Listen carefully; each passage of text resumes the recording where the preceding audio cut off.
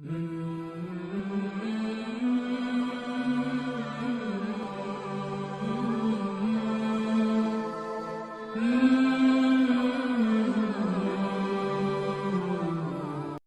واپسی کے سفر کا حال بیان کرتے ہوئے مہندر ہردیو لکھتا ہے، جب میں اپنے ماں باپ کے ساتھ دہلی سے روانہ ہوا تو ہر قدم پر یہ محسوس ہوتا تھا کہ جیسے خسرو خان کے آدمی ہمارا پیچھا کر رہے ہوں، مگر یہ میرا وہم ثابت ہوا، کوئی ہمارے تعاقب میں نہیں تھا۔ سلطان علاؤ الدین نے دہلی سے دیو گڑھ تک کا راستہ بہت اچھا بنا دیا تھا۔ جگہ جگہ سرائے موجود تھے اور راستے کے دونوں طرف ہرے بھرے درخت کھڑے تھے۔ میں نے سفر کے دوران ایک بات خاص طور پر محسوس کی کہ دیو گڑھ سے دلی کی طرف آنے والے مسافر بے شمار تھے۔ وہ سب کے سب ہندو تھے اور مجھ سے خسرو خان کی بادشاہت کا حال پوچھتے تھے۔ میں انہیں یہ کہہ کر ٹال دیتا تھا کہ مجھے کچھ معلوم نہیں، میں تو دہلی کے دیہات کا رہنے والا ایک معمولی انسان ہوں اور اپنے عزیزوں سے ملنے دیو گڑھ جا رہا ہوں۔ وہ لوگ میری بے خبری کا مذاق اڑاتے ہوئے کہتے، ہندو ہو کر تجھے پتا نہیں کہ خسرو خان ہمارا بادشاہ ہے اور اس نے ہندوستان پر ہندوؤں کی حکومت دوبارہ قائم کر دی ہے۔ وہ سب کے سب بہت خوش نظر آ رہے تھے۔ اس کے برعکس مجھے راستے میں مسلمان برائے نام ہی ملے۔ اگر اتفاق سے کوئی مسلمان نظر بھی آیا تو وہ خاموش اور بہت زیادہ فکر مند دکھائی دیتا تھا۔ شاید اس کی ایک وجہ یہ بھی تھی کہ میں اپنے لباس و شکل و صورت سے ہندو معلوم ہوتا تھا، اس لیے مسلمان مجھ سے بات کرتے ہوئے ڈرتے تھے کہ میں خسرو خان کا آدمی ہوں، اور میں بھی یہ سوچ کر خوفزدہ رہتا تھا کہ کہیں وہ خسرو خان کے طرفدار نہ ہوں۔ غرض اسی اذیت ناک کشمکش اور خوف و ہراس کے عالم میں یہ طویل سفر تمام ہوا۔ پھر جب میں اپنے علاقے میں داخل ہوا تو عجیب ویرانی کا سا منظر تھا۔ سلطان مبارک شاہ کے آخری حملے نے دیو گڑھ کو تباہ و برباد کر ڈالا تھا۔ اپنے آبائی وطن کی حالت دیکھ کر میرے آنکھوں میں آنسو آ گئے۔ دہلی کے انقلاب کی خبریں یہاں بھی پہنچ چکی تھیں۔ بعض مسلمان کہتے ہیں کہ خسرو خان مسلمان ہو گیا ہے اور اس کی حکومت بھی اسلامی حکومت ہے۔ اب میں کسے بتاتا کہ خسرو خان کون ہے اور وہ مذہب اسلام کے ساتھ کیسا بےایمانہ سلوک کر رہا ہے۔ بعض مسلمانوں کا خیال ہے کہ خسرو خان نے منافقانہ طور پر اسلام قبول کیا ہے، اس لیے اس کی حکومت زیادہ دیر تک قائم نہیں رہ سکے گی۔ اس کے برعکس ہندوؤں نے میرا جینا محال کر دیا تھا۔ وہ ہر وقت اور ہر محفل میں مجھ سے دہلی کے متعلق اتنے سوالات کرتے تھے کہ میں پریشان ہو جاتا تھا۔ مجھے جتنے بھی ہندو ملے ان میں سے ہر ایک کا اس بات پر یقین تھا کہ عام ہندوستان کے ہندو خسرو خان کی مدد کریں گے اور اس طرح اسے کوئی مسلمان شکست نہیں دے سکتا۔ میں کچھ دن اپنے ماں باپ کے ساتھ دیو گڑھ میں رہا۔ ہماری ساری جاگیر ضبط کر کے شاہی مقبوضات میں شامل کر لی گئی تھی۔ شاید حضرت نظام الدین اولیاء رحمت اللہ علیہ اسی لیے چاہتے تھے کہ مہندر ہردیو دہلی میں رہے اور دیو گڑھ جا کر اپنی املاک کی تباہی کا تکلیف دہ منظر نہ دیکھ سکے، مگر اس کے اعصاب پر خسرو خان کا خوف اس قدر مسلط تھا کہ وہ آبائی وطن جانے اور اپنے آشیانے کی راکھ دیکھنے پر مجبور ہو گیا۔ مہندر ہردیو کے قبول اسلام کا واقعہ بھی بڑا عجیب ہے، جس سے حضرت نظام الدین اولیاء کے روحانی تصرف کا اندازہ ہوتا ہے۔ مہندر ہردیو دیو گڑھ دکن کے علاقے کا ایک بڑا جاگیردار تھا۔ آسودہ حال زندگی گزارنے کے باوجود اسے ایک عجیب سی خلش کا احساس ہوتا تھا۔ اپنے اسی اضطراب کے زمانے میں مہندر نے اپنے ہم مذہبوں کی زبانی حضرت نظام الدین اولیاء کا نام مبارک سنا۔ وہ اپنے وقت کے بڑے درویش ہیں اور ان کی دعاؤں سے بگڑے ہوئے کام بن جاتے ہیں۔ حضرت محبوب الہی کی بزرگی کے قصے دیو گڑھ کے گلی کوچوں میں عام تھے۔ مہندر ہردیو غیر محسوس طور پر حضرت نظام الدین اولیاء کی ذات گرامی کا اسیر ہوتا چلا گیا۔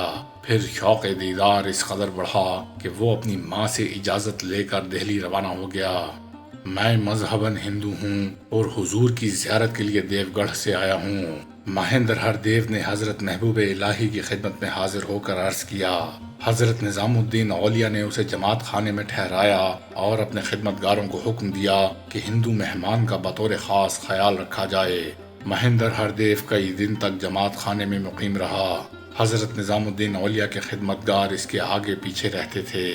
درس شروع ہوتا تو وہ بھی حاضرین میں شامل ہو جاتا اور حضرت نظام الدین اولیاء کی باتیں غور سے سنتا رہتا۔ اگرچہ دکن کا ہندو ہونے کی وجہ سے حضرت محبوب الہی کی گفتگو کا بیشتر حصہ اس کی سمجھ میں نہیں آتا تھا، لیکن وہ خانقاہ کے ظاہری آداب دیکھ کر بہت متاثر تھا۔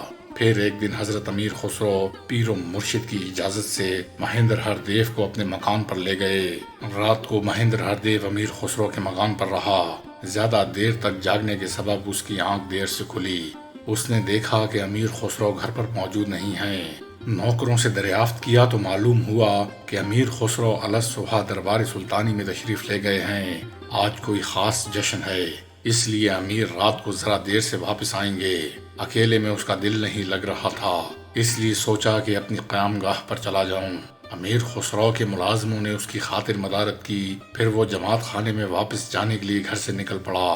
راستے میں دہلی کا وہ بازار بھی آتا تھا جہاں بخارا، ترکستان اور ایران کا سامان فروخت ہوتا تھا۔ وہ آہستہ قدموں سے چلتا ہوا ان دکانوں کو دیکھتا جاتا تھا جہاں ہر قسم کے کپڑے، پوستین، کمبل، قالین، کمانیں، ڈھالیں، تیر، تلواریں، نیزے اور خنجر موجود تھے۔ وہ دکان پر رک کر کچھ تلواریں اور خنجر دیکھنے لگا۔ یہ دکان کسی ترک کی تھی، مگر وہاں سامان فروخت کرنے والا ایک ہندوستانی نوکر بھی موجود تھا۔ اس نے ملازموں سے قیمتیں بھی دریافت کیں اور ان چیزوں کے متعلق یہ بھی پوچھا کہ انہیں کن ملکوں میں تیار کیا گیا ہے۔ دکاندار بہت اخلاق سے پیش آیا اور وہ مہیندر ہر دیو کے ہر سوال کا جواب دیتا رہا۔ پھر اس نے مہیندر ہر دیو کے متعلق پوچھا کہ آپ کون ہیں اور کہاں سے آئے ہیں۔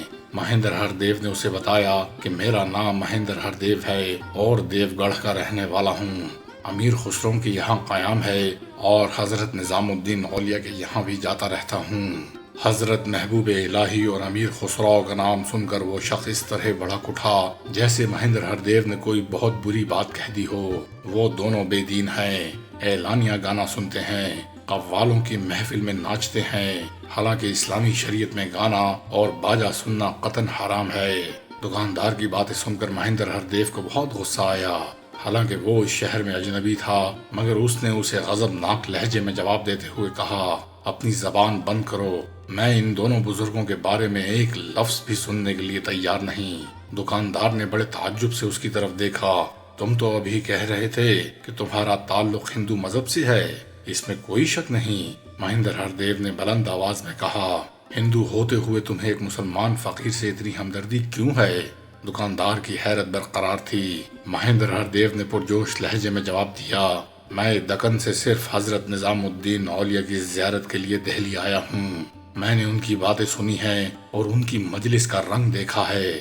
دکاندار نے اس کی باتوں کو کوئی اہمیت نہیں دی اور نہایت تحقیر آمیز لہجے میں کہنے لگا، تم امیر خسرو کو نہیں جانتے، وہ سیدھے سادے لوگوں سے اپنے آپ کو سجدہ کراتا ہے اور اس نے مکر و فریب کا ایک جال بچھا رکھا ہے۔ مہیندر ہر دیو نے دکاندار کی باتوں کو جھٹلاتے ہوئے کہا، میں کل رات امیر خسرو کے مکان پر رہا، میں نے ان میں یا ان کے پیر میں کوئی ایسی مکر و فریب کی بات نہیں دیکھی۔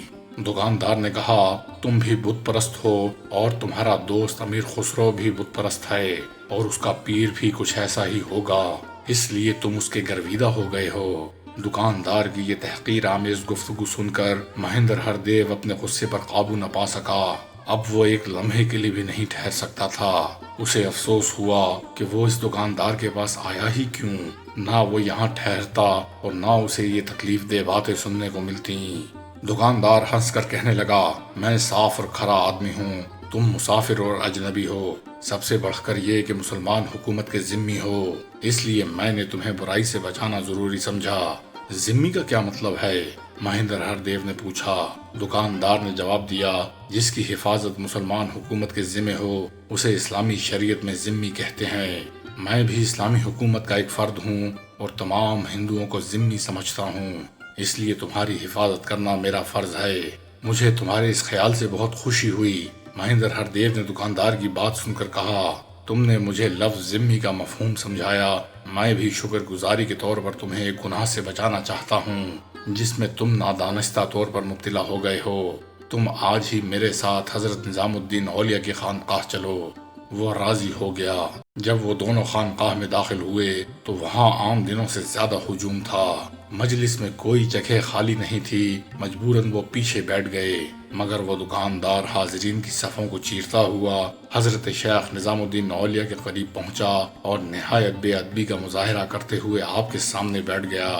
مہندر ہردیو کو اس شخص کی یہ حرکت نہایت ناگوار گزری۔ اگر آداب مجلس کا لحاظ نہ ہوتا تو وہ اسے آگے جانے سے روک دیتا، مگر وہ اس کی دسترس سے دور تھا، اس لیے کچھ نہ کر سکا اور اپنی جگہ بیٹھا پیچ تاپ کھاتا رہا۔ پھر مہندر ہردیو نے اپنے گرد و پیش پر نگاہ ڈالی۔ ہر شخص کے چہرے سے شدید غصے کے آثار نمایاں تھے، مگر کوئی بھی شخص حضرت شیخ کے احترام کے پیش نظر لب کشائی کی جرت نہیں کر سکا۔ حضرت نظام الدین اولیاء نے بڑی محبت کے ساتھ دکاندار کو اپنے پاس بٹھایا اور مزاج پرسی کی۔ غالباً تم اسی شہر کے رہنے والے ہو؟ جی ہاں، میں دہلی کا قدیم باشندہ ہوں، میرے باپ دادا بھی یہیں رہتے تھے۔ تمہارا بہت بہت شکریہ کہ تم اس فقیر کی مجلس میں آئے، حضرت نظام الدین اولیاء نے دل نواز لہجے میں فرمایا۔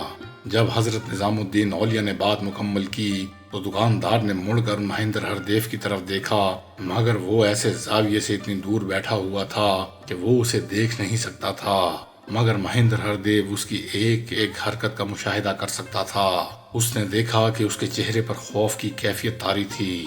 دراصل حضرت نظام الدین اولیاء نے ان باتوں کا ذکر چھیڑ دیا تھا جنہیں بنیاد بنا کر وہ دکاندار شیخ کے شایان شان گستاخیاں کرتا تھا۔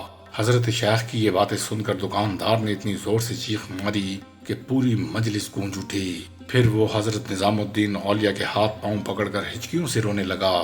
شیخ، مجھے معاف کر دیجئے، میں بڑی گمراہی میں مبتلا تھا۔ حضرت نظام الدین اولیاء انتہائی شفقت سے اس کے سر پر ہاتھ پھیرتے رہے۔ اگر اللہ ہدایت نہ دے تو ہم سب گمراہ ہو جائیں۔ حضرت نظام الدین اولیاء نے اپنے شیخ زادے خواجہ سید محمد سے فرمایا، جو قریب ہی بیٹھے ہوئے تھے، انہیں اٹھاؤ، پانی پلاؤ، کھانا کھلاؤ اور ان کے لیے حلوہ لاؤ۔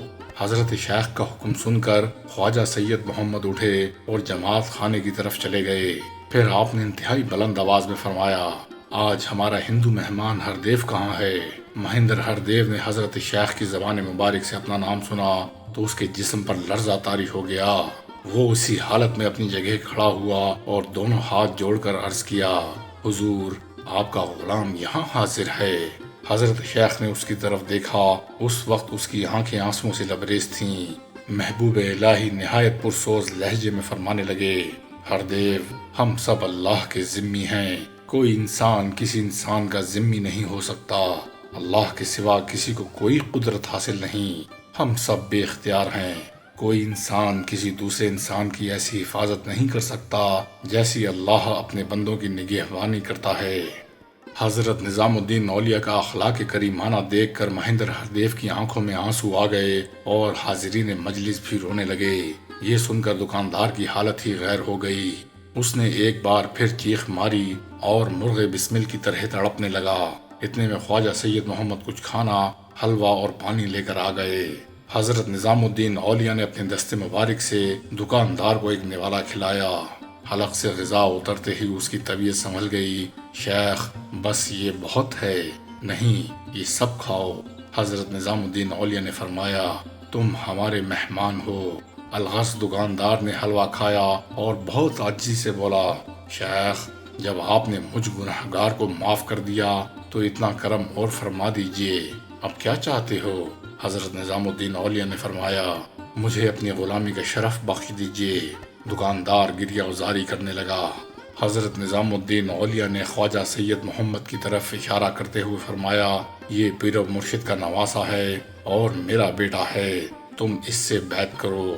پھر خواجہ سید محمد کو مخاطب کر کے فرمایا، محمد، یہ تمہارے مہمان ہیں، آج رات انہیں اپنے گھر پر ٹھہراؤ۔ اس کے بعد مہندر ہردیو کو حکم دیا، ہردیو، آج تم بھی سید محمد کے مہمان ہو۔